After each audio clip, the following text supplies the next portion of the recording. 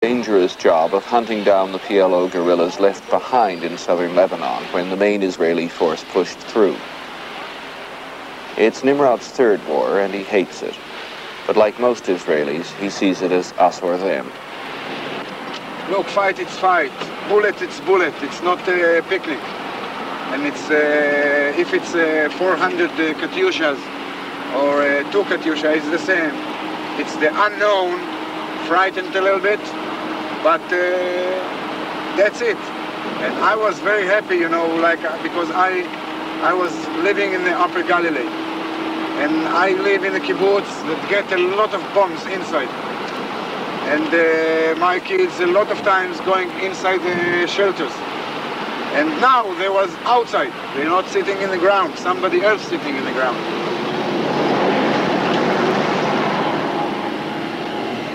But it's neither Israeli troops nor PLO guerrillas who are suffering the most in this war. It's the Lebanese civilians trapped in the fighting and dying under Israeli bombs and shells.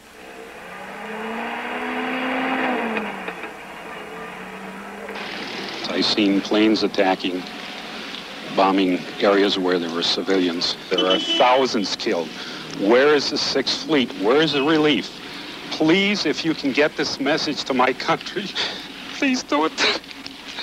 The Israelis have virtually destroyed parts of this city of 200,000 because they say several thousand of the people here were members of the PLO. In many ways, the real victims of this conflict are the refugees who sleep tonight in makeshift tents on the shores of the Mediterranean. People whose homes and businesses were destroyed by war. The Palestinian refugees can never get what they want through war. The Israelis are too well armed and too ruthless. Maybe the Palestinians cannot get much of what they believe are their rights by peaceful means either, but it's never really been tried. Instead, both peoples go on depending on military violence as the ultimate means of getting their own way. And so do we all.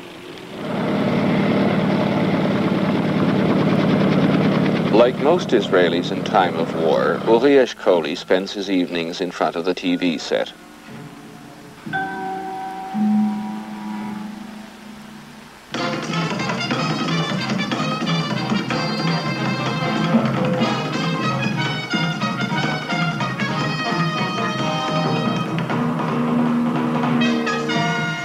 First, the results of the day's fighting are given.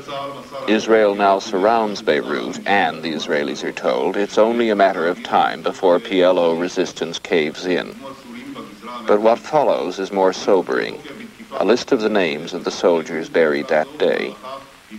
There have been 250 so far in the first 2 weeks of fighting. סמל ראשון שלום שרלי אזולאי בן 29 בחולון וטוראי רם מזרחי בן 20 בהר הרצל בירושלים. השניים הללו נהרגו בתקריות האש. I know one of them. צבי גפני, I know צבי גפני. I know it. הוא היה קבלן, עבדנו איתו One of them I know he was a contractor. He used to buy concrete from our quarry.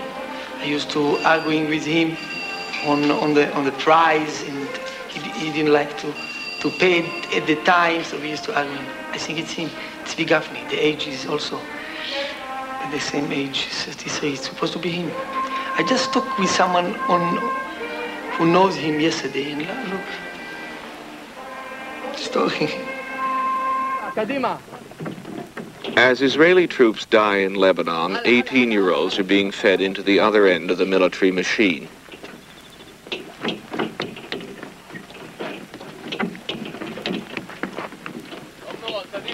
These young Israeli paratroops are nearing the end of their training in a camp in the occupied West Bank.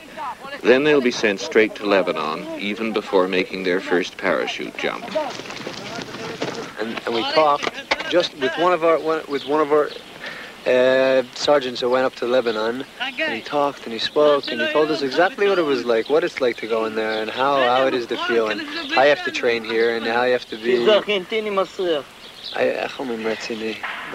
serious, and how much you have to be serious here, or else you won't be able to be good there, and exactly what it's like to be face to face with Syrians and with tanks and things blowing up and terrorists popping out of bushes here and there, and they lay it all on the line. In Lebanon, the fighting continues around Beirut, broken by ceasefires, which are in turn broken within days or even hours.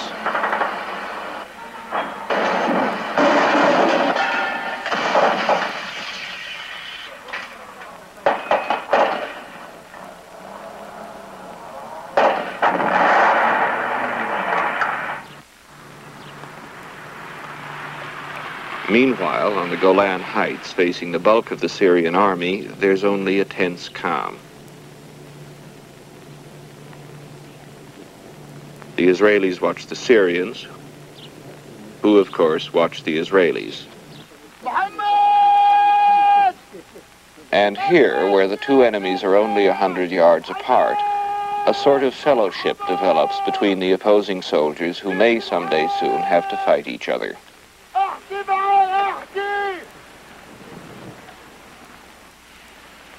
What's he saying to him? Speak to me. Come here and speak to me. Do they ever speak to you? Yes, sometimes they speak. What do they say?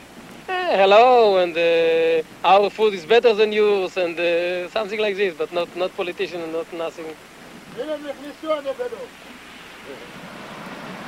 It's not uncommon, this sympathy between soldiers on opposite sides. Captain Pini Avigur remembers another time when Arabs and Israelis were brought closer together by war. When we were close to them, near the border, in Sinai, sometimes, many times, we have conditions that we was talking with them, changing cigarettes, talking about homes, about families. As friends, there was no difference between the Egyptian soldiers and the Israeli soldiers.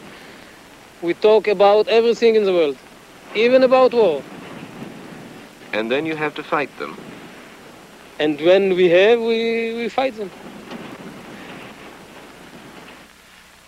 Neither the Palestinians nor even the Arab world cannot, in the foreseeable future, even dream about eliminating or even causing a real danger to the Israeli cause using the military system. It's quite time for them, I think for us too, to understand that the Arabs have no chance in the foreseeable future using the military system. And of course the Israelis have no chance, because whatever one may say, and even if the Israeli military system is the best in the Middle East, this Israeli military system cannot conquer the whole of the Middle East and cannot enforce the Arab world politically to do whatever we like.